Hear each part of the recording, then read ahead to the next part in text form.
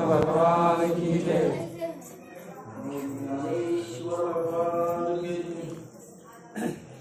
ब्रह्मानंदं परमपदं केवलं ज्ञानज्योति द्वन्द्वातीतं गगनसदृशं तत्त्वमस्यादिलक्ष्यम् एकं नित्यविमलवचनं सर्वादिसाक्षिभूतं भावातीतं त्रिगुणरहितं सद्गुरुं तं नमामि।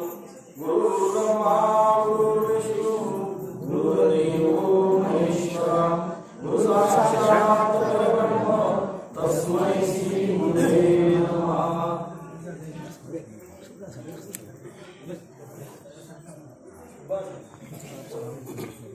एरवी माझी अवस्था आणि संसाराची चिंता काय समर्थाची कांता कोरांना आहे। ज्ञानेश्वरी अध्याय 12व्या अध्यायामध्ये 85 क्रमांकाची ओळ आहे। या ओळीच्या माध्यमातून भगवंत अर्जुनाला सांगत असताना जो माझा अनन्य भक्त आहे, जो माझी अनन्यतेने भक्ती करतो, जो नित्य मलाच भजतो, असा जो माझा प्रिय भक्त आहे, त्या भक्ताला संसाराची चिंता करायची काही गरज नाही। आणि त्यासाठी माऊलीने पुढे अर्ध्या ओळीमध्ये दृष्टांत दिला। काय समर्थाची कांता कोरांना मागे। एखादा समर्थ आहे, राजा आहे, सर्व ऐश्वर्य संपन्न आहे, त्याच्या पत्नीला भीक मागायची गरज आहे का? तर जो माझा अनन्य भक्त आहे त्याला संसाराची चिंता करायची काहीही गरज नाही, असा या ओळीचा थोडक्यात भावार्थ आहे। असो, सेवेला सुरुवात करण्यापूर्वी थोडासा परिहार देणं कर्तव्य आहे।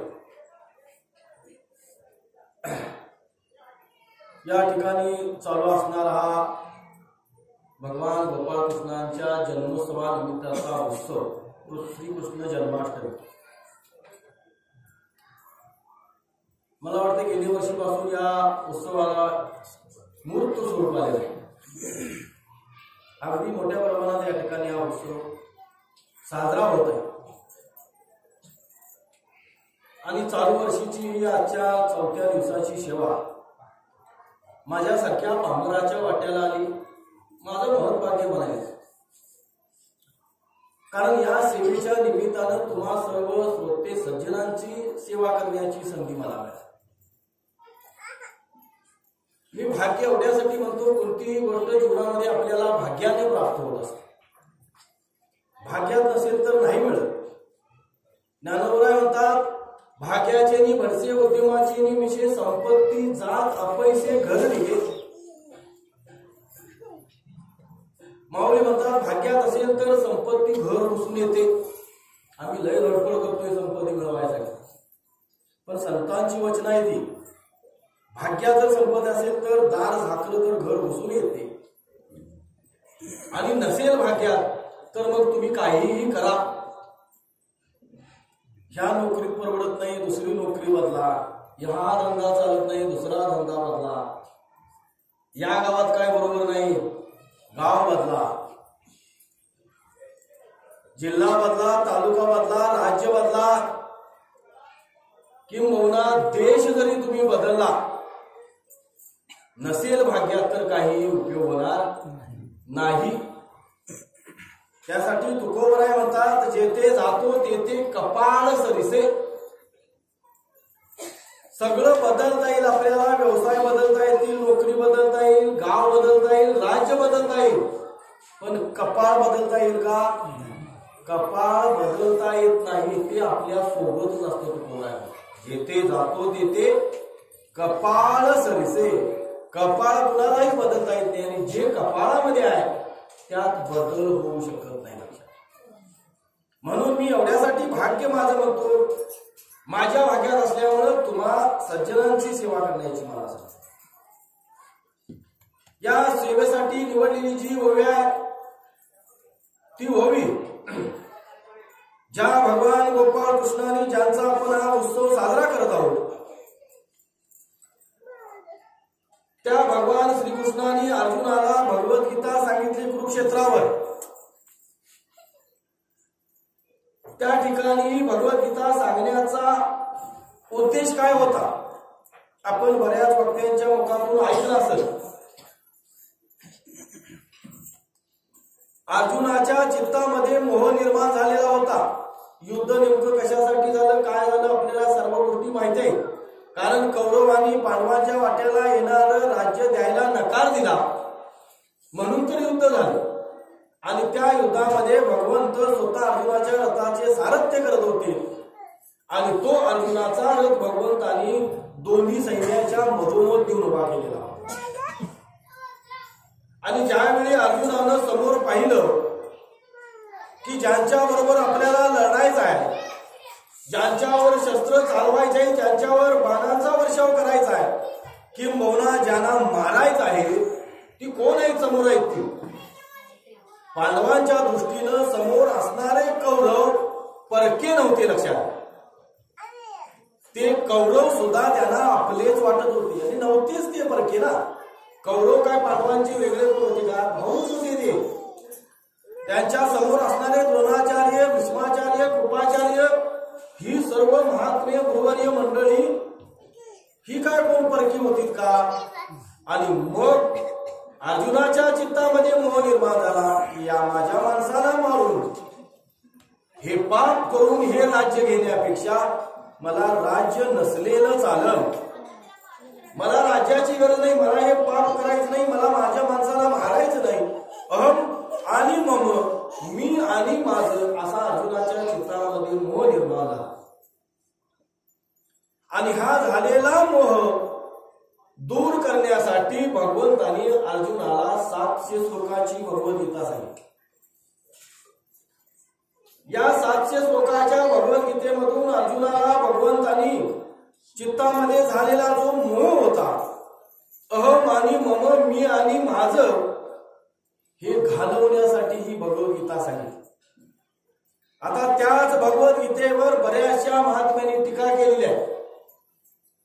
त्यामध्ये आद्य शंकराचार्य असतील, लोकमान्य टिळक असतील, विनोबा भावे असतील, ज्ञानोबाराय असतील, मुक्तेश्वर असतील, बऱ्याचशा महात्म्यांनी टीका केलेली आहे.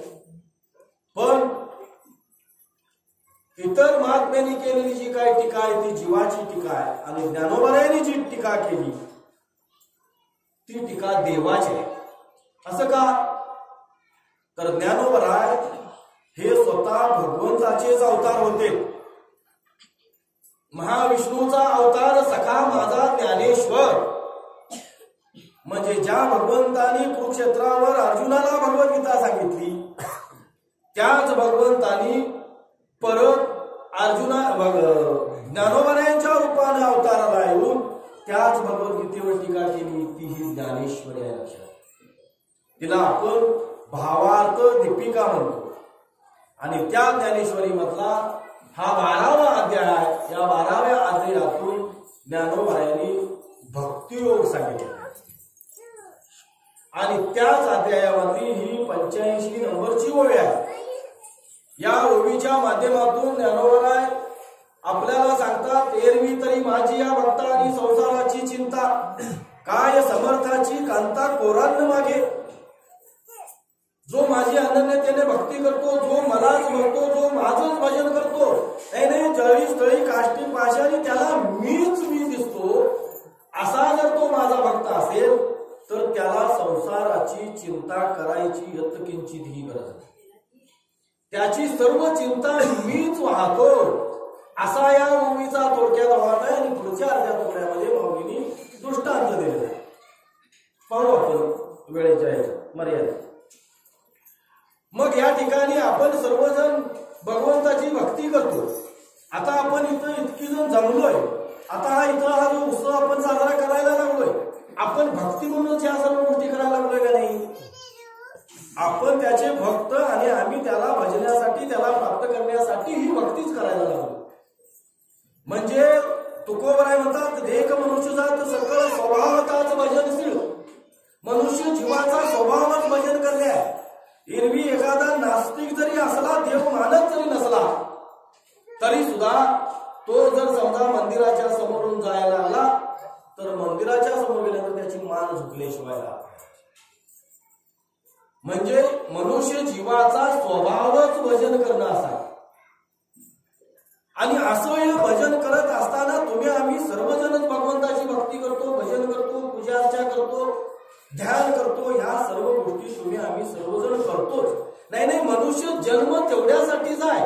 देवे दिला देह भजना गोमटा, तोया झाला फाटा बाधिकेचा।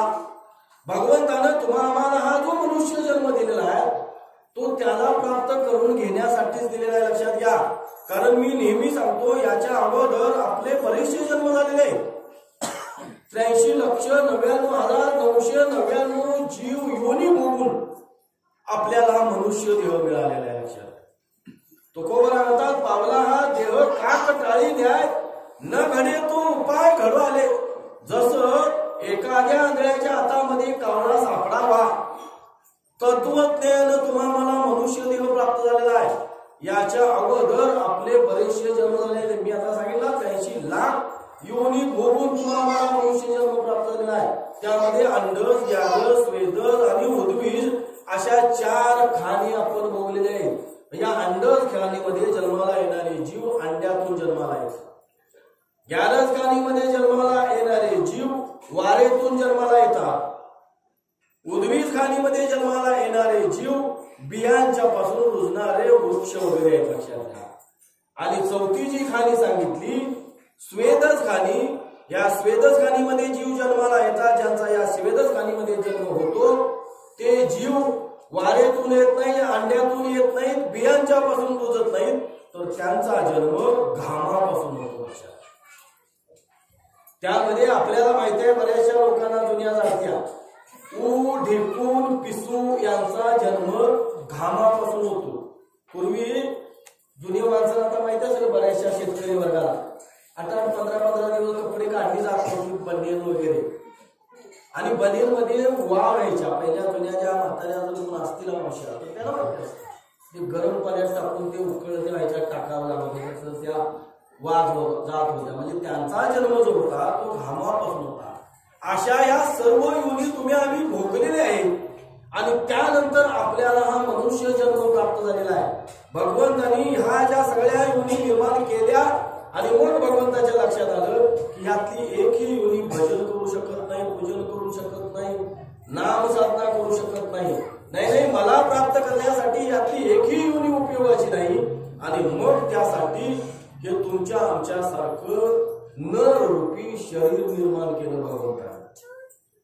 का तर जेणेकरून निदान या शरीरांतरी त्याने माझी भक्ती करावी, माझं भजन करावं, माझी पूजा अर्चा करावी आणि माझी प्राप्ती करून घ्यावी, किंबहुना आपल्या स्वरूपाची ओळख करून घ्यावी, एवढ्यासाठीच हे शरीर तुम्हाला आम्हाला दिलंय आणि ही इंद्रिय दिलेली आहे। महाराज म्हणतात, दिली इंद्रिय हात पाय कान डोळे मुख बोला या वचन, जेणे तू जोडसी नारायण नासे जीवपणा भरलो। जेणेकरून या शरीराच्या निमित्तानं, या इंद्रियाच्या सहकार्यानं आपल्याला त्याला प्राप्त करायचं आहे, त्याला जोडायचं आहे, तेवढ्यासाठीच हे मनुष्य शरीर दिलेलं आहे। पण हे दिलेलं मनुष्य शरीर आपल्याला कशासाठी दिलेलं आहे हेच नेमकं तुम्ही आम्ही विसरलोय, लक्षात। आणि म्हणून तर तुम्हाला आम्हाला हर घडीला दुःखाला सामोरं जावं लागलं।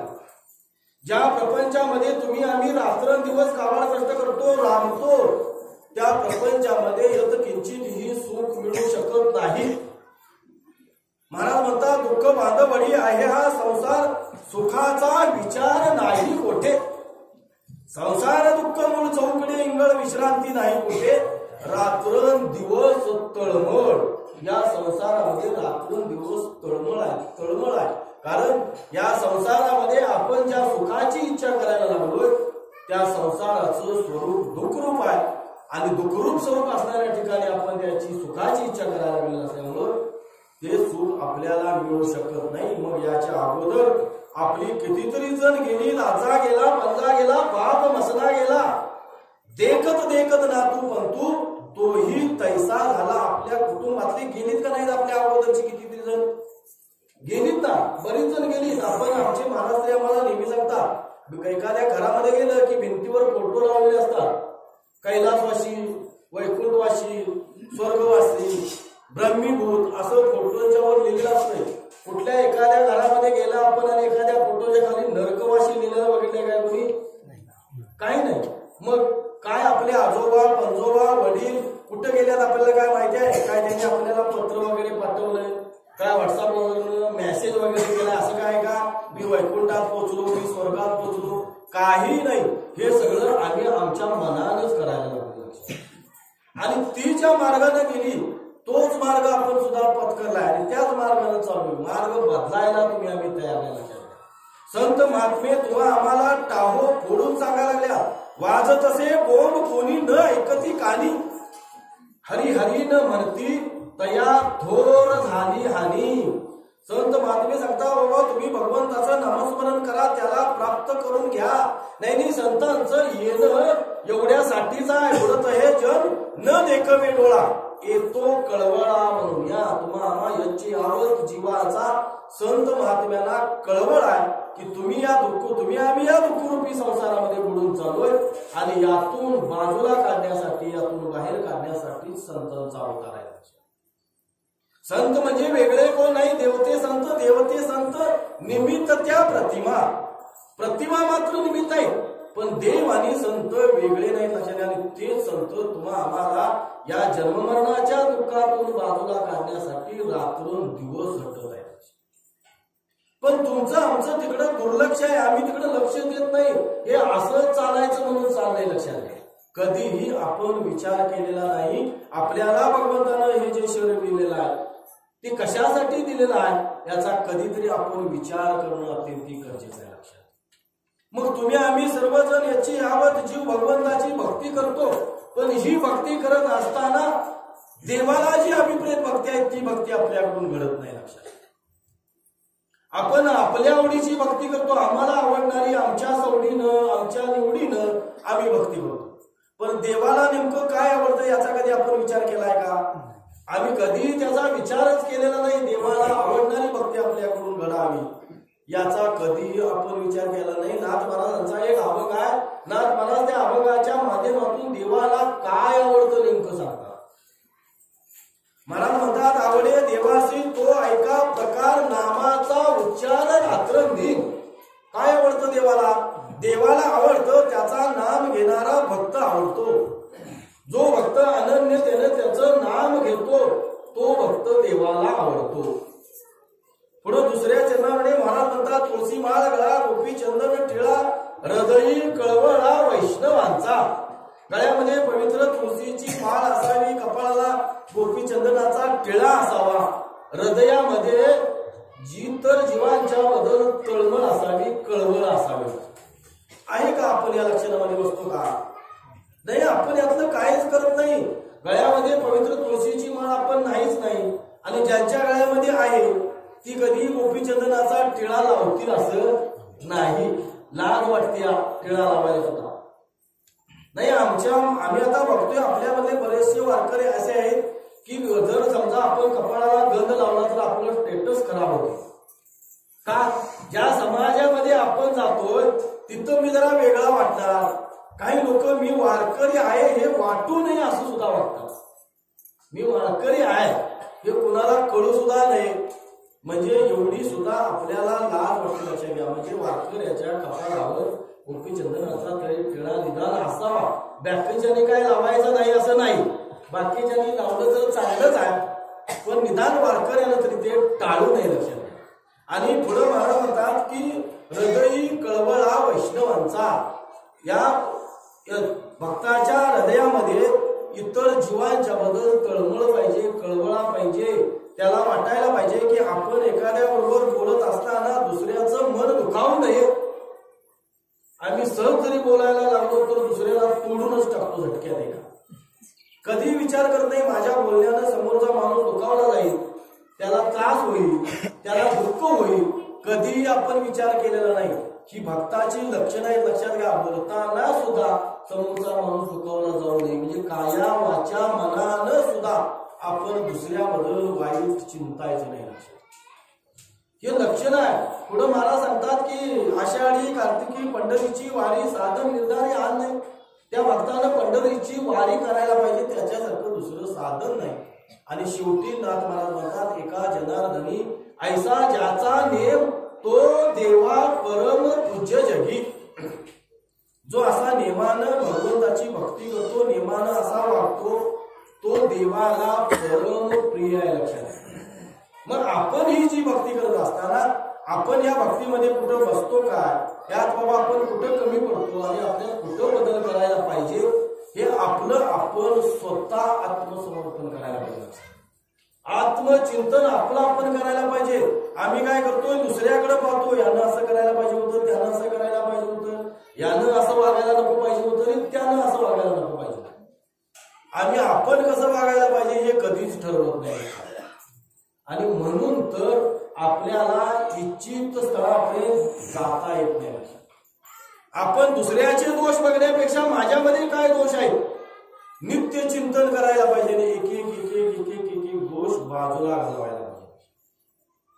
परमार्थ परमार्थ म्हणजे वेगळं काय नाही. लक्षात घ्या, परमार्थ करणाऱ्या माणसाला काय शिंग फुटतात काय, अजिबात काय नाही. तो सगळा सगळ्यांच्या सारखाच असतो. तो वेगळा असा काय नाही. त्यानं फक्त मनाला ठरवून एक एक एक एक दोष घालवायला पाहिजे.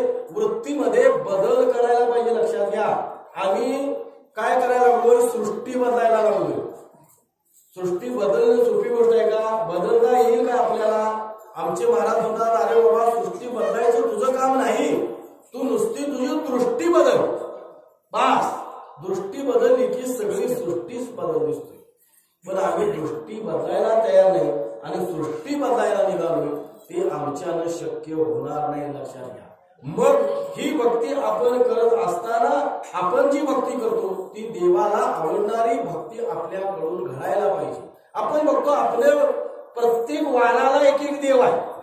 असू दे देव, कुठल्याही देवाची तुम्ही भक्ती करा, त्या ठिकाणी काय तुम्हाला अमक्याच देवाची भक्ती करा असं का नाही, पण त्या ठिकाणी अनन्यतेनं शरण जाणं अत्यंत गरजेचं असतं.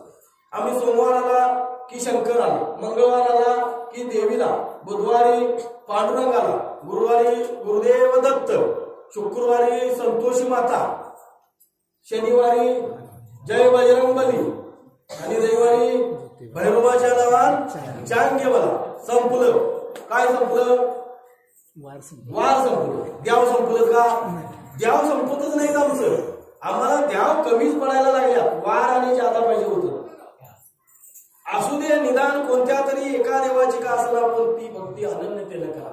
त्या सर्व देवांच्या मध्ये पाहत असताना मग तो राम असो, कृष्ण असो, दत्तात्रय असो, गणपती असो, शंकर असो, कोणताही जरी देव असला तरी या देवांची रूप घेणारा जो देवांचा देव आहे तो देव वेगळा आहे. लक्षात घ्या की त्यानं एकट्यानं ही सगळी सोंग घेतलेली आहे. ज्ञानोबा म्हणतात अनंत रूपे अनंत वेशे देखील आम्ही त्यासी. तुकोबराय म्हणतात धरी अली सोंगे येणे अवघी पांडुरंगे. मग ही जी जी मी आता तुम्हाला नावं सांगितली, मग कृष्ण असेल, राम असेल, दत्तात्रय असतील किंवा परशुराम असेल, अन्य असतील, गणपती असेल, ही जी काही भगवंताची रूप आहे ही ती एका देवानं रूप घेतलेली आहेत.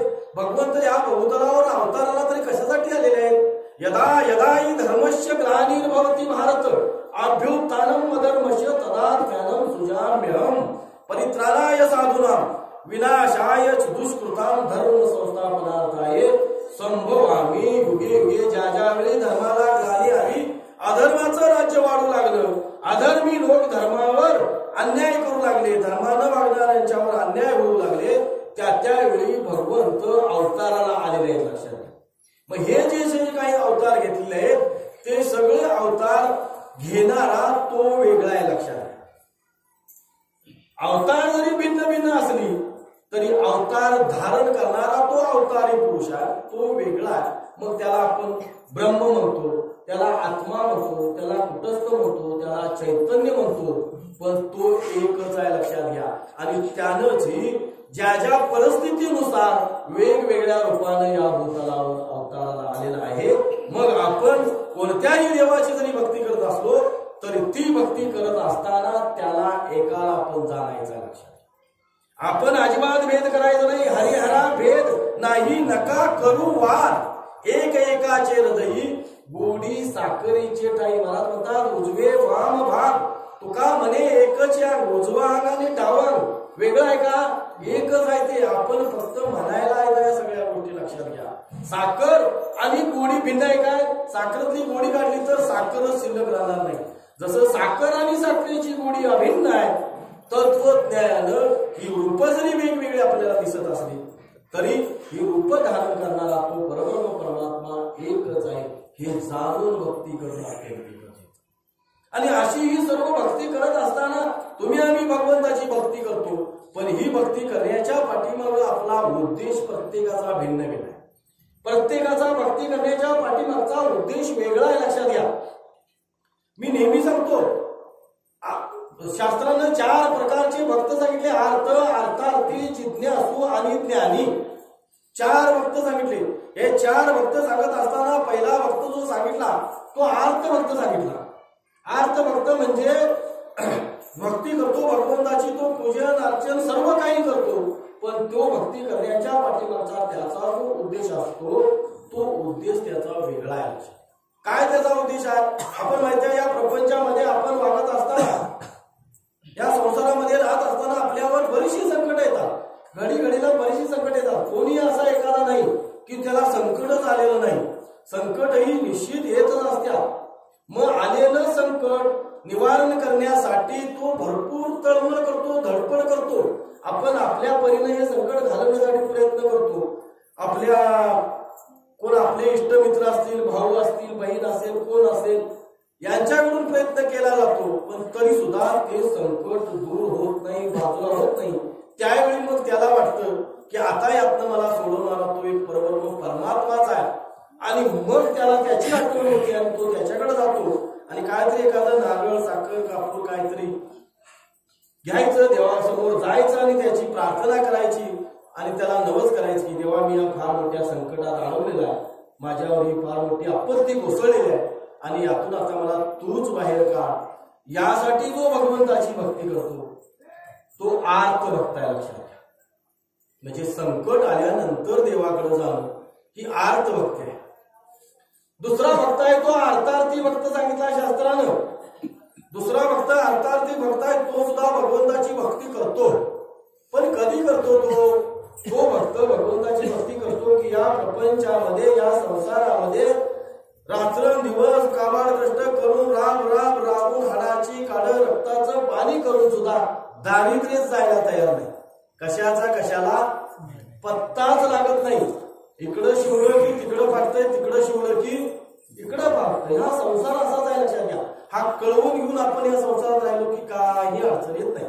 हे असंच चालायचं, हे असंच असायचं म्हणून पुढे गेलं की काही दुःख होत नाही.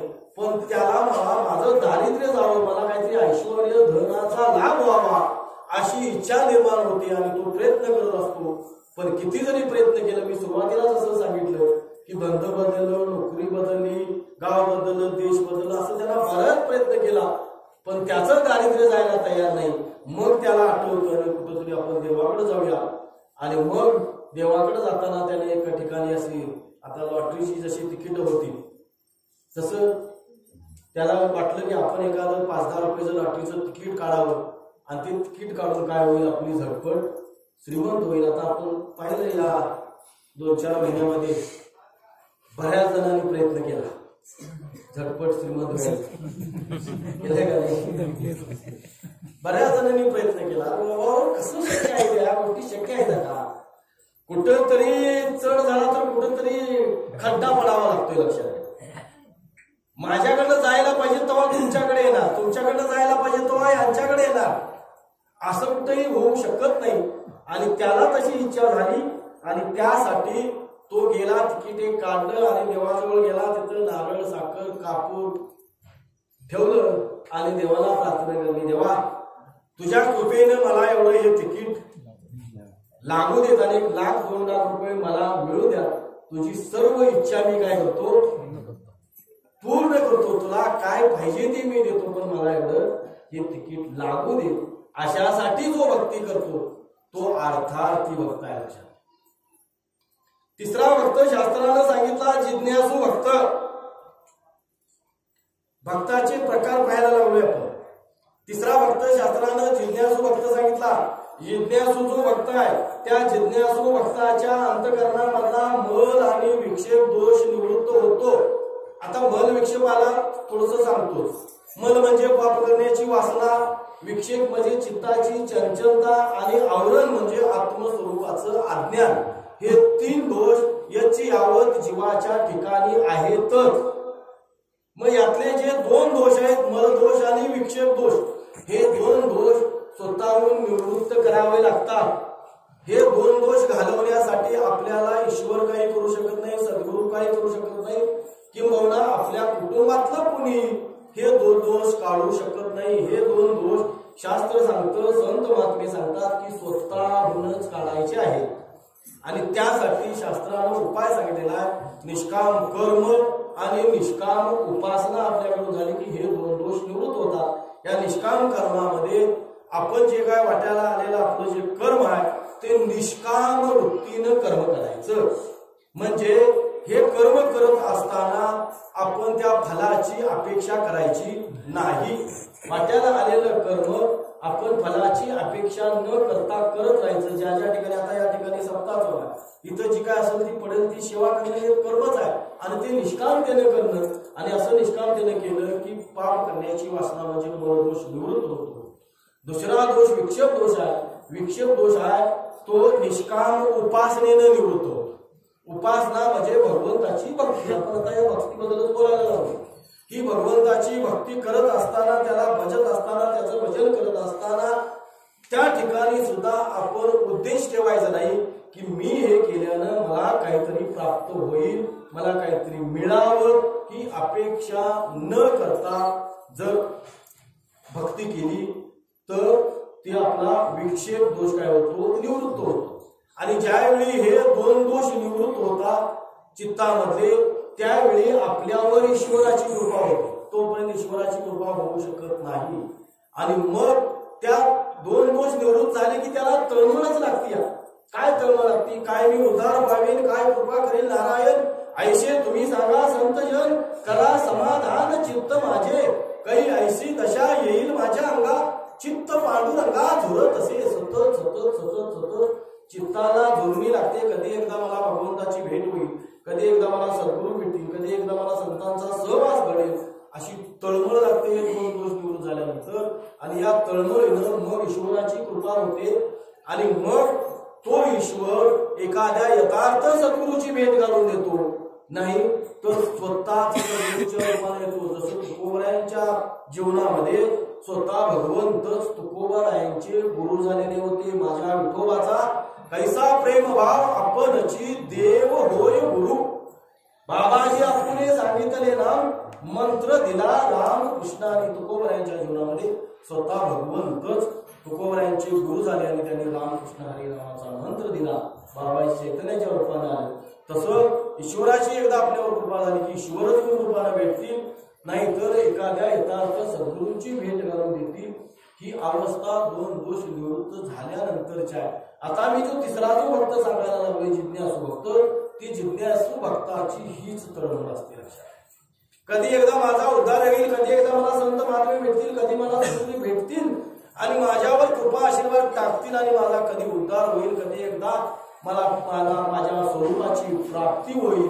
अशा तळमळीनं जो भक्ती करतो तो जिज्ञासू भक्त आहे. आणि चौथा भक्त शास्त्रानं सांगितला तो ज्ञानी भक्त. आता ज्ञानी भक्ताच्या बाबतीत ज्ञानोबराय सांगतात, चौथी याचे ठाई काहीच करणे नाही, म्हणून भक्त एकोपाही ज्ञानी या तोची. चौथा जो भक्त आहे ज्ञानी भक्त, त्याला काहीही करावं लागत नाही, कारण त्याची सर्व चिंता भगवंतच वाहत असतो. त्याला काही करायला लागत नाही. का करायला लागत नाही? त्याच्या ठिकाणचं सर्व द्वैत मावळलेलं असतं.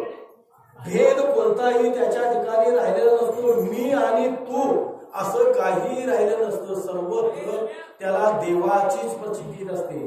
जिकडे पाहावे तिकडे सर्व मय गोविंद विठ्ठल जळीस्थळी भरला निता ठाव नाही उरला. आजिम्या दृष्टीने पाहिला विठ्ठलची विठ्ठलची विठ्ठलची ही अवस्था होते. जळीस्थळी काष्टी पाशानी सर्वत्र त्याला देवाचीच प्रचिती नसते. नाही झाड फूल दगड सर्वत्र त्याला देव दिसत असतो. देव सोडून त्याला काही दिसत नाही. आपण देव आहे, हा देव आहे, तो देव आहे, सर्वत्र देवच देव आहे. त्याला देव सोडून बाकी काही दिसत नसता. अशा तो बोधावर एवढं ज्ञान प्राप्त करून घेतलेलं असतं. हे विश्वची माझे घर ऐशी मती दयाची स्थिर किंबहुना चर अचर आपणची झाला. मी वासुदेव तत्वता कळो येईल विचारिता आहे ठाऊक सभाग्य संता नाही तुझ्या अनेक मागू दादा. मीच वासुदेव आहे, वेगळं काही नाही. देव वेगळा कुठला नाही, तो मीच आहे. याच्यात आहे, त्याच्यात आहे, त्याच्यात आहे. एरवी सर्वांच्या हृदय दिसी मी अमुक आहे ऐसी जी बुद्धीस पुरे अहर्निशी ती वस्तुगा मी. प्रत्येकाच्या हृदयस्थानी तो विराजमान आहे. तो सुखरूप असणारा परब्रह्म परमात्मा प्रत्येकाच्या हृदयामध्ये आहे. याची त्याला जाणीव झालेली असते. अशा जाणीवेतूनच तो भक्ती करत असतो. त्यामुळं त्याला काहीही करावं लागत नाही. त्याचा सर्व भार त्यानं देवावरच टाकलेला असतो. देवच त्याचं सर्व वाहत असतो. लक्षात घ्या. म्हणून हे मी 4 मत सांगितले. अर्थ अर्थार्थी जिज्ञासू आणि ज्ञानी या सर्व भक्तांची आपण लक्षणं पाहिली. प्रत्येक जण कोणत्या कोणत्या कारणासाठी भक्ती करतो आणि नेमकं आपण आपला विचार करायचा की आम्ही कशासाठी भक्ती करायला लागलोय. आम्ही का भक्ती करायला लागलोय. आपल्याला देवाची प्राप्ती व्हावी म्हणून भक्ती करायला लागलोय. काय प्रपंच वाढावा म्हणून भक्ती करायला लागलोय. काय प्रपंचामध्ये येणारी दुःख थांबवावी म्हणून भक्ती करायला लागलोय. याचा विचार ज्याचं त्यानं करून भक्ती करत राहायचंय. लक्षात घ्या. देवाला काहीही सांगावं लागत नाही. न सांगता कळे अंतरीचे गुज. काही त्याला सांगावं लागत. तो सर्वज्ञ सर्व शक्तिमान कर्तुम अकर्तुम अन्यथा कर्तुम प्राणी कर्म सापेक्ष या सृष्टीचा नियंता तो आहे. लक्षात. काहीही त्याला सांगावं लागत नाही. त्याला सगळं कळतं. मुंगीच्या पायामध्ये वाजणारं घुंगरू सुद्धा त्याला ऐकण्यात आलं. त्याला ढोल वाजवून सांगावं लागत नाही. आपण काय करायचं ते आपलं आपण ठरवायचं. लक्षात घ्या. आणि अशी भक्ती आपल्याकडून घडणं अत्यंत गरजेचं आहे. आणि ही भक्ती आपल्याकडून घडायची असेल तर त्यासाठी मी नेहमी सांगतो, ज्या संसारामध्ये आपलं तादात्म्य धरलेलं आहे, ज्या संसारावर आपण त्यात सुख मिळवलं यासाठी ठाम आहोत, त्या संसाराचं तादात्म्य सुटणं अत्यंत गरजेचं. आता संसाराचं तादात्म्य सुटायचं म्हणजे संसार सोडायचा आहे का. संसार सोडायची अजिबात गरज नाही. कुठल्याही संत महात्म्यांनी तुम्ही संसार सोडा आणि माझ्याकडे या म्हणून सांगितलेलं नाही. असोनी संसारी काय ते जिवे वेगू करी वेदशास्त्र उभारी बाह्य सदा संसारी असावे असोनी नसावे अशी अवस्था असायला पाहिजे. जसं कमळाचं पान असतं कुठं पाण्यात. पाण्यातनं बाहेर काढून बघा, त्याला पाण्याचा लेश जरी लागतो का, बाहेर काढल्याबरोबर पाण्याचा त्याला लेश सुद्धा लागत नाही. तसे आपण वृत्ती संसारामध्ये. संसार तरी आपण आपल्या वाट्याला आलेला करायचाच आहे, पण हा संसार करत असताना वृत्ती भगवंताकडे राहायला पाहिजे. देहानं संसार करायचा पण मनानं वृत्तीनं भगवंताकडे असायला पाहिजे. मुखामध्ये भगवंताचं नामस्मरण सतत घडायला पाहिजे. दळिता कांडिता जीविता गे बाईये राम वेळो वेळा आम्ही गाऊ होईये. दिन रजनी हाची धंदा गोविंदाचे पोवाडे सदा नाम घोष करू हरिकथा तेने सदा चित्ता समाधान. ह्या गोष्टी आपल्याकडून घडायला पाहिजे. आपल्याला माहिती आहे बरीचशी उदाहरणं आपल्याला आहेत की भगवंताच्या नामानं तरुण गेलेले. वाल्याकोळ्याचं उदाहरण आपल्याला सर्वांना माहिती आहे. महापाप करणारा वाल्याकोळी होता, तो भगवंताच्या नामानं तरुण गेला. आजामेळा भगवंताच्या नामानं तरुण गेला. आम्ही तरी निश्चित तरल्याशिवाय नाही. नामे तरला नाही कोण ऐसा द्यावा निवडून महाराज म्हणतात. ज्यानं भगवंताचं नामस्मरण केलं, जो भगवंताचं नाम घेतो आणि तो तरुण गेला नाही असा एखादा सांगा म्हणतात मला शक्य नाही. निश्चित ज्यानं भगवंताचं नाम घेतलं तो तरल्याशिवाय राहणार नाही. तरले तरती हा भरवसा नामधारकाचा ठसा निश्चितच तरतात. लक्षात घ्या. महाराज म्हणतात नाम चांगले चांगले माझे कंठी राहो म्हणे, कपी कुळ उद्धरिले मुक्त केले राक्षसा. कपी कुळाचा उद्धार केला, राक्षस कुळी मुक्त केली. तुम्ही आम्ही तरी मनुष्य जीवाय, निश्चितच तरल्याशिवाय राहणार नाही. पण त्यासाठी त्या भगवंताची भक्ती नेमकी आपण कशी करायची हे कळवून घेऊन भक्ती करणं अत्यंत गरजेचं आहे. आणि त्यासाठी या संसारामध्ये असणारे जे तादात्म्य ते सोडणं अत्यंत गरजेचं आहे. आणि हे जर सुटायचं असेल तर संसाराचं मिथ्यात्व लक्षात येणं गरजेचं आहे. मिथ्यात्व म्हणजे नेमकं काय? संसार हा जाणारा येणारा आहे, तो नित्य नाही, तो सत्य नाही, हे कळवून घेणं अत्यंत गरजेचं आहे. हे कळवून घेण्यासाठी संतांच्या संगतीत राहायला पाहिजे. ज्ञानोबराय त्या संसाराचं मिथ्यात्व सांगण्यासाठी ज्ञानोबरायांनी एक ओवी घातलेली आहे. लक्षात घ्या. आता ती जी ओवी घातलेली आहे त्या ओवीच्या माध्यमातून ज्ञानोबराय तुम्हाला मला सांगतात की एक असाच गृहस्थ होता. 7-8 दिवस त्याला अन्न मिळालेलं नव्हतं, भुकेला होता, अन्नासाठी तळमळत होता, फिरत होता, कुठेतरी आपल्याला 2 घास मिळतील खायला, पण त्याला मिळतच नव्हतं. लक्षात घ्या. आणि त्याची तळमळ चाललेली होती. 7-8 दिवसापासून उपवासी होता आणि अन्नाच्या शोधात फिरत असताना असाच एके ठिकाणून जात असताना एके ठिकाणी असं आता इथं जी आपली पंगत आहे अशी पंगत एका ग्रस्ताची होती. आता त्याचा पंगत घालण्याचा उद्देश होता वेगळा, पण त्याने पंगत घातलेली होती, बरीच जण पंगतीला बसलेली होती आणि रस्त्यावरून जाणं येणारी जरी कोण असली तरी त्याला तो माणूस जिग्रस्त जेवायला बरवून आणून बसवत होता. आणि नेमका हा ग्रस्त त्या ठिकाणी जायला तो ग्रस्त आला आणि त्याने याला सांगितलं बाबा चला आमच्या घरी अन्नदान आहे आणि तुम्ही जेवायला चला. आता याला बरं वाटलं, आनंद झाला का आपल्या पोटामध्ये आता 8 दिवस अन्नाचा कण गेलेला नाही, निदान आता आपल्याला पोटभर खायला मिळेल म्हणून त्याला आनंद झाला. तो गेला, पंगत बसलेली होती त्या पात्रावर त्याला बसवलं बाजूला. मग नेमाप्रमाणे संकल्प वगैरे सोडला त्या यजमानाने आणि संकल्प सोडला, पाणी सोडलं आणि मग बाकीच्यानी वदनी कवळ घेता स्लोक वगैरे घेतला. यानं ते काही नाही, का याला भूक जास्त लागलेली होती, कधी 2 घास जातील म्हणून यानं गडबडीत भात कालवला आणि घास मुखामध्ये घालला. एवढ्यात मला शेजारच्या माणसानं त्याचा हात धरला. हात धरला आणि सांगितलं तू जेवू नको था. आता त्याला वाईट वाटलं, अरे बाबा काय जेवू नको, बाकीची सगळी जेवायला लागल्या, ज्यांनी जेवण घातलेलं आहे त्याने आम्हाला सन्मानानं बोलवून आणून बसवलेलं आहे आणि तुम्ही जेवायला लागलाय आणि मला जेवू नको का म्हणता, मला 2 घास माझ्या पोटात जाऊ दे. थांब म्हणले तू जेवू नको जरा माझं ऐक.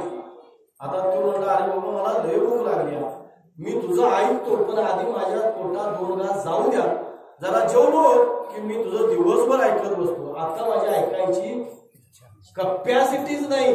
आता मी जर नाही जेवलो तर मग इथं कोमेजून पडल असं तो बोलतो. त्यावेळी तो म्हणतो अरे बाबा तू जेवू नको थांब. तर काय झालं तर या तुझ्या ताटामध्ये विष घातलेलं आहे म्हणून. आता जेवण तो किती दिवसाचा उपवास असला तर जेवण, किती जरी उपवास असला तरी ज्यावेळी त्या अन्नामध्ये विष आहे समजलं त्यावेळी तो जीवू शकत नाही. लक्षात घ्या. माऊली म्हणतात विष रांधलिया रस सोय, जई जेवणाला ते ठाऊक होय, तई ताटची सांडूनी जाय जिया परी. अन्नामध्ये विष आहे ज्यावेळी समजलं त्यावेळी तो ताट टाकून निघून गेला. महाराज 8 दिवसाचा उपवास असणारा ग्रस्त माऊली पुढे तुम्हाला मला सांगतात तैसे संसाराया समजता जाणूनी अनित्यता, तै वैराग्य दवडिता पाठी लागे. तसाच हा संसार अनित्य आहे, जाणार येणारा आहे, हा शाश्वत नाही, हा दुःखरूप आहे. हे ज्यावेळी आपल्याला कळल त्यावेळीच आपली संसारातली वृत्ती बाजूला निघल आणि मग जसं ज्ञानोबा म्हणतात तरी झडझडून बैला निघे भक्तीची या वाटेला, जिया पावसी अभ्यंग निजधाम माझे. जसं संसारातनं झटकून अंग बाजूला काढ आणि भक्तीच्या वाटेला लाग.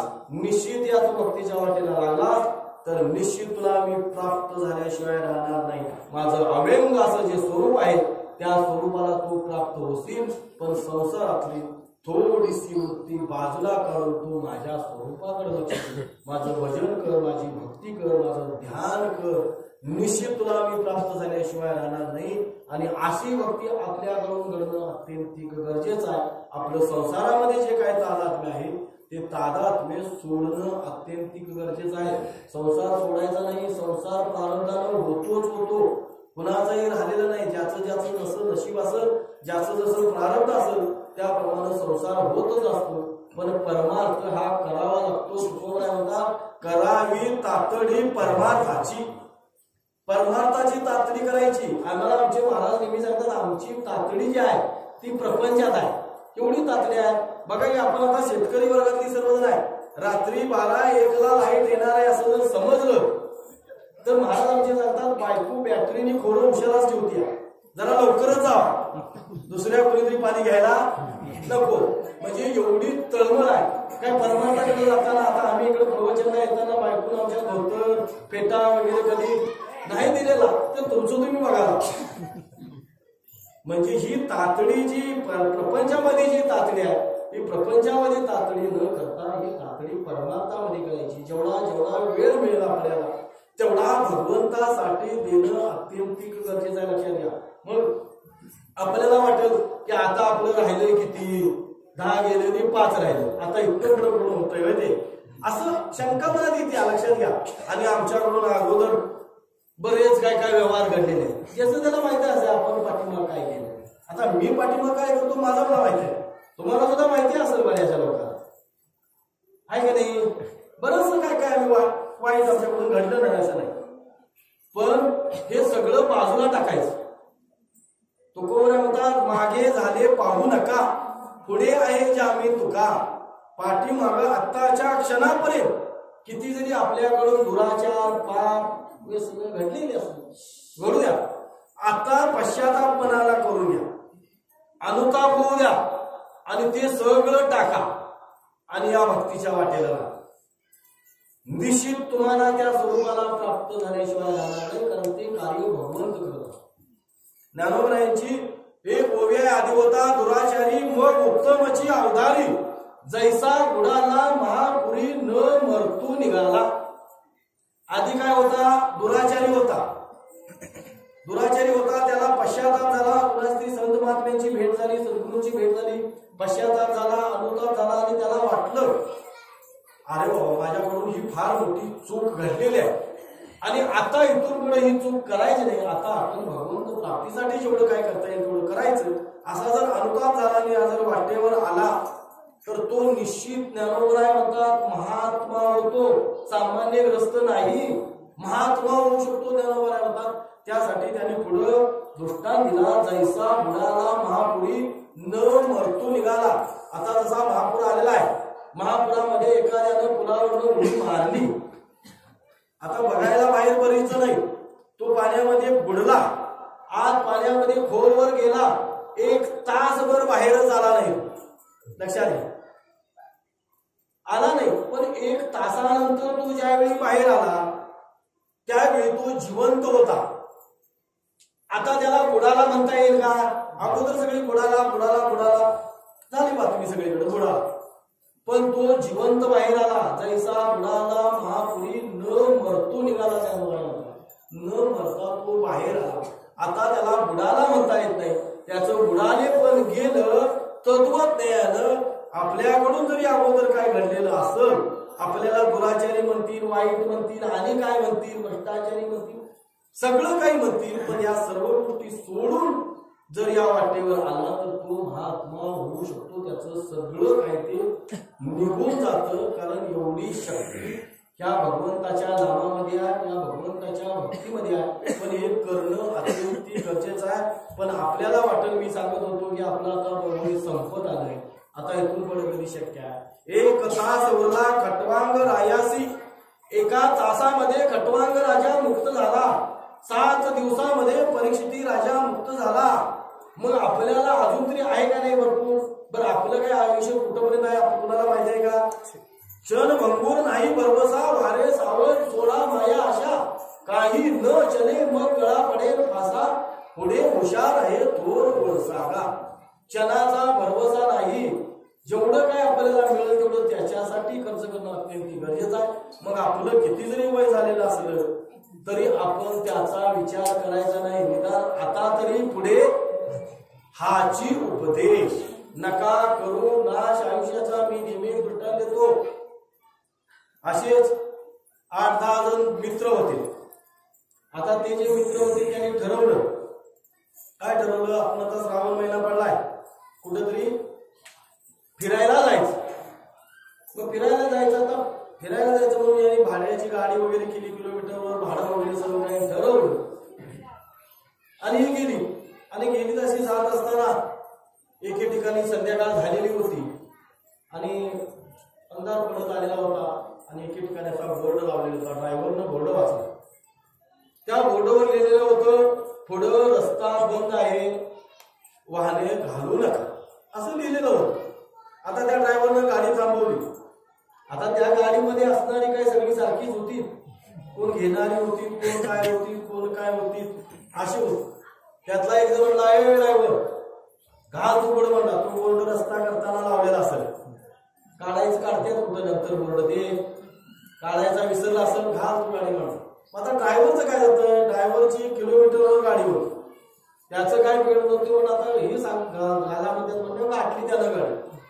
ती गाडी त्या ड्रायव्हरनं घातली, जवळजवळ 70-80 किलोमीटर पर्यंत ती गाडी गेली आणि पुढे गेल्यानंतर ड्रायव्हरनं पुढचं जे दृश्य पाहिलं आणि गाडी थांबवली. काय होतं, पुढं दरडी कोसळू लागलेल्या होत्या. आता ड्रायव्हर म्हणला, आता मी पुढे गाडी घालू शकत नाही. तर बाबा काय झालं, तर पुढे आता दरडी कोसळू लागल्या, त्यामध्ये आपल्याला जाता येणार नाही. मग म्हणजे आता काय करायचं, आता मागं परता.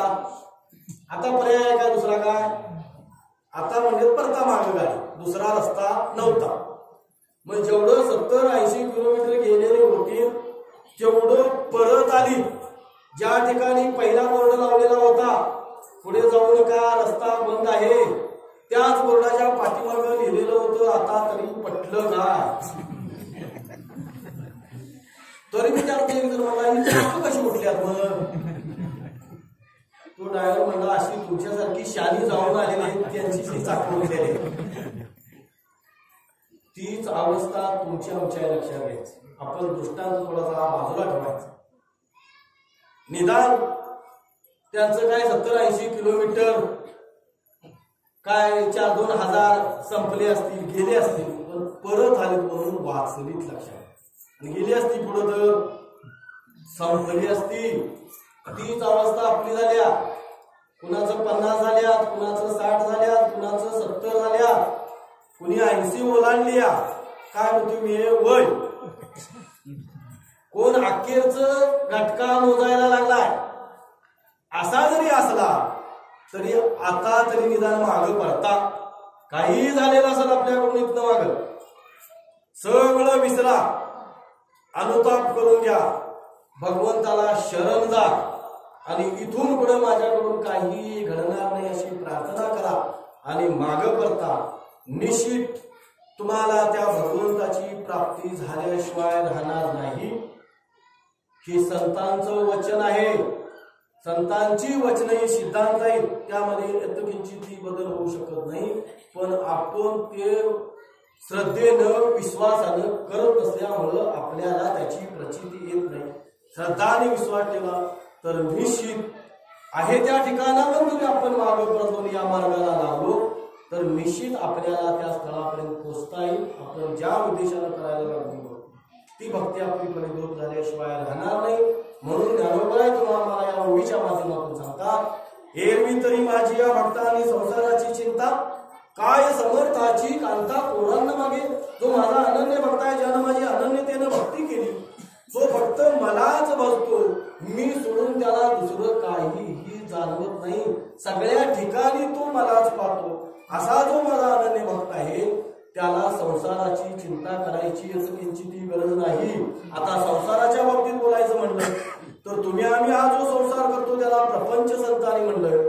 आणि संत महात्मी ज्याला संसार म्हणतात तो संसार आगा उपजणे आणि निमणे, हे साच जिका कीर मानणे, तया जीव लोकू म्हणे.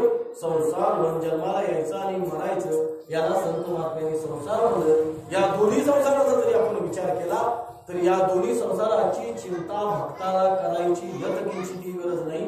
त्याचा सर्व भाग तो परब्रह्म परमात्मा वाहतो. कितीतरी संतांची आपल्याला उदाहरणं माहिती. उच्च नीच काही नेणे भगवंत तिष्ठे भाव भक्ती दीपून या दाशी पुत्र कन्या विदुराच्या वक्षी दैत्या घरी रक्षी प्रल्हादाशी चर्मरंगू लागे रोहिदासा संगे कबीराच्या मागे सेवी सजन कसा या विकू लागे मांस. सजन कसा याला मांस सुद्धा तो विकू लागला. लक्षात घ्या.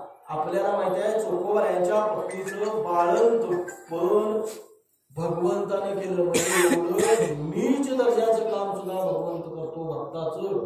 पण भक्त अनन्य असायला पाहिजे. अशी अनन्यतेनं आपल्याकडून भक्ती घडणं हे घडावी अशी आपण या सप्ताहाच्या निमित्तानं प्रार्थना करूया. आणि जाता जाता मी आपल्याला एक आपल्या संप्रदायाची तत्व सांगतो. आपला संप्रदाय आहे वारकरी संप्रदाय. हा वारकरी संप्रदाय आपला जगाच्या पाठीवर एक नंबरचा असा संप्रदाय आहे. इतर बरेच संप्रदाय आले गेले पण हा वारकरी संप्रदाय अत्यंत महत्वाचा. या संप्रदायाची 5 तत्व आहे. या संप्रदायाचं दैवत आहे विठ्ठल. या संप्रदायाचे संत आहे ज्ञानोबा तुकोबा एकोबा वगैरे. या संप्रदायाचे ग्रंथ आहे. मग त्यामध्ये गीता असेल गाथा असेल ज्ञानेश्वरी असेल आणि इतर आपले संत महात्म्यांचे जे काही ग्रंथ आहेत ते ग्रंथ असतील. या संप्रदायाचे तीर्थक्षेत्र आहे. त्यामध्ये पंढरपूर असेल दिव असेल आळंदी असेल पैठण असेल नरसिंहवाडीसारखी ग्रंथ आहे का तो सुद्धा एक अवतार आहे आपल्याला. म्हणजे हे जे असते आमचे अवतार आहे ती तत्व आहे. आणि मग आपल्या संप्रदायाची साधना जी आहे ती म्हणजे नाम संकीर्तन साधन पै सोपे जळतील पापे जन्मांतरीची अशी आपल्या संप्रदायाची साधना. याच्या ठिकाणी आपण अत्यंतिक श्रद्धा आणि अत्यंतिक विश्वास ठेवून जर भक्ती केली तर निश्चित आपल्याला तो परब्रह्म परमात्मा दुर्दैवी नाही. लक्षात घ्या. म्हणून त्यासाठी आपण भक्ती करत असताना या अष्टमीच्या निमित्ताने का असणार निदान हे 7 दिवस झाले. या 7 दिवसानंतर पुढच्या अष्टमीचीच वाट बघायची असं नाही तर नित्य आपण आपल्या मुखानं निदान सकाळी उठल्यावर 1 तास अर्धा तास 15-20 मिनिटं का असना भगवंताची आपण आराधना करायची पूजा अर्चा करायची. मी नेहमी सांगतो आपल्याला मानसपूजा जर केली तर नित्य पंढरीची वारी दररोजची होती. मानसपूजा म्हणजे एक चांगला उत्तम प्रकार आहे आपल्या भक्तीतला. ती पूजा कशी करायची त्या मानसपूजेला तुम्हाला 1 रुपया खर्च करावा लागत नाही बिनखर्चाची. आज आपल्याला पंढरीची वारी करायची म्हणजे तर 4-2 तासाला पैसे खर्च करावे लागतील गेलं वारीला. पण ह्या नित्य वारीला आपण जात असताना ती पूजा कशी करायची मी सांगतो. सगळ्यांनी फक्त ध्यान करून लक्ष देऊन फक्त ऐकून घ्या आणि उद्यापासून तशी तुम्ही ती मानसपूजा करा. सकाळी आपण मानसपूजेमध्ये काय करायचं आपण त्या भगवंताजवळ आपल्या मंदिरात देवालयाजवळ किंवा कुठे एखादा बसायचं 5 मिनिटं. 5 मिनिटं बसल्यानंतर डोळे झाकायचं आणि मनानं आपण स्टँडवर जायचं. मिळेल ती गाडी पकडायची. मनानं करायची आहे ना सगळे मानसपूजा म्हणजे मनानं करायची. मिळेल ती गाडी पकडायची. पंढरपुरामध्ये जायचं तिथं उतरायचं. तिथनं जायचं आपण चंद्रभागेवर जायचं. चंद्रभागेवर स्नान करायचं कुंडलिकाचं दर्शन घ्यायचं आणि नगर प्रदक्षिणा चालू करायची. नगर प्रदक्षिणा करत असताना आपल्याला वाटेमध्ये बरीचशी त्या प्रदक्षिणेच्या मार्गावर मंदिरं लागतात. मग त्यामध्ये तुकोबायांचं मंदिर आहे हनुमंतरायांचं मंदिर आहे त्यानंतर गोपाळनाथाचं मंदिर आहे. अशी मग ज्ञानोबरायांचं आहे नाथ महाराजांचं आहे पुढं हनुमंत आहे. अशी ही सगळं मुक्ताबाईचं मंदिर आहे. अशी ही सर्व मंदिरं करत आपण मनाने दर्शन घेत यायचं. मग नामदेव पायरीजवळ आल्यानंतर चोकोबाऱ्यांचं दर्शन घ्यायचं. नामदेवरायांचं दर्शन घ्यायचं. पुढं आत गेल्यानंतर विनेकरी असतो तिथं त्या विनेकऱ्यांचं दर्शन घ्यायचं. गरुड खांबाचं दर्शन घ्यायचं. गरुड खांबाचं दर्शन घेतल्यानंतर पुढं त्या ठिकाणी आपण मंदिराला प्रवेश गाभाऱ्यात केला की तिथं वेद आहेत. काचेच्या पेटीमध्ये वेद ठेवलेले आहेत. त्या वेदाचं दर्शन घ्यायचं. तुकोबाऱ्यांच्या पादुका आहेत त्या पादुकाचं दर्शन घ्यायचं आणि आज भगवंताच्या चरणाजवळ जायचं. तिथं नतमस्तक व्हायचं डोकं टेकून. मग तिथं तुम्ही 15 मिनिटं जरी टेकलं जातं तिथून तुम्हाला बळवी काय बाजूला काढत नाही का तर ही मनानं आपली पूजा आहे. तिथून बाहेर पडायचं. परत रुक्मिणीच्या मंदिरामध्ये जायचं. तिथं सुद्धा आपण चरण दर्शन घ्यायचं. तिथून बाहेर पडायचं. मग इकडं आपले बळीराम दादा वगैरे आहेत त्यांचं दर्शन घेऊन बाहेर यायचं आणि कळसाचं दर्शन घ्यायचं आणि मग परत आपण मिळेल त्या गाडीनं आपल्या घरी परत यायचं. अशी मानस पूजा दररोज करायची. ही मानस पूजा करायला तुम्हाला नाहीतर 2 मिनिटं 5 मिनिटं लागतील पण ही दररोज जर माणूस पूजा केली तर संत महात्मेश असं सांगतात की तुम्हाला पंढरीची रोजची वारी घडते आणि ही वारी आपल्या जीवनामध्ये आपल्याकडून घडावी।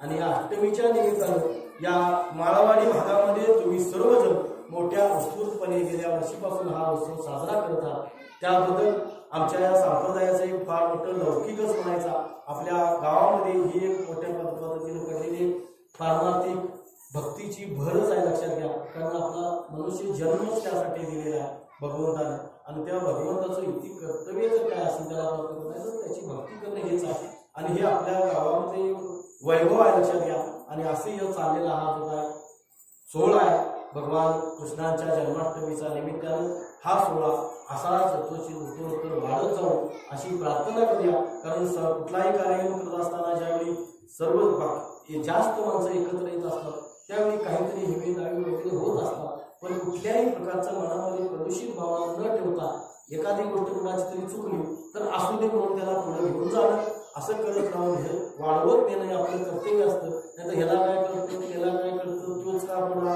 ह्योच का बुडा अशा बऱ्याचशा घटना घडत असतात, याला भक्ती घडत नाही, लक्षात घ्यायचं। आणि आपण अधोगतीला जातो व आपल्याकडून असं काय घडू नये हे जर प्रत्येकाने मनामध्ये ठेवलं तर निश्चितच आपली भक्ती फलद्रूप झाल्याशिवाय राहणार नाही। एवढीच प्रार्थना आपण या भगवान श्रीकृष्णाच्या अष्टमीच्या निमित्तानं त्यांच्या चरणी करूया। आणि झालेली सेवा त्या भगवंताच्या चरणी संत महात्म्यांच्या चरणी किंवा सर्व श्रोते सज्जनांच्या चरणी अर्पण करूया। मी काय कोण फार मोठा वक्ता वगैरे असा काय नाही, तुमच्यातीलच एक ग्रस्त आहे, फक्त या ठिकाणी आता बसलोय म्हणून तुमच्यापेक्षा वेगळा, नाहीतर मी तुमच्यातला आहे बोलण्याच्या वेळेला एखादा चुकीचा शब्द दिला असेल तर माझा वाणीचा दोष आहे। जे काय योग्य असेल ते श्रीगुरूंचा आहे, संतांचा आहे, ते तुम्ही ग्रहण करा आणि अशीच उत्तरोत्तर भक्ती आपल्याकडून घडावी अशी प्रार्थना करतो आणि या सेवेला या ठिकाणी पूर्ण करतो।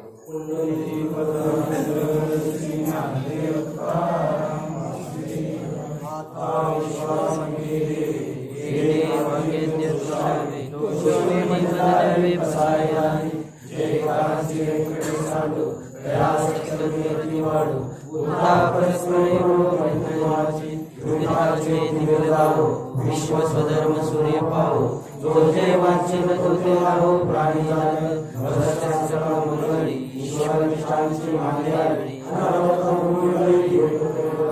सदा कल्पवृक्ष आलो चेतना चिंतामणीचे गाव बोलतीचे अनुमती चंद्रमेचे आरांचन महात्मने तापैन हे सर्वांनी सदा सज्जन सोयको किंभवना सर्व सुखी पूर्ण होणे तीनोकी बलिवादी पृथ्वी अखंडित आणि ग्रंथोपजी विशेष होती दृष्टादृष्टविजय व्हावे एकमने विजय धाव आवडील दान पसावो एके मले ज्ञान देव सुया एके मले ज्ञान देव सुया एके मले ज्ञान देव सुया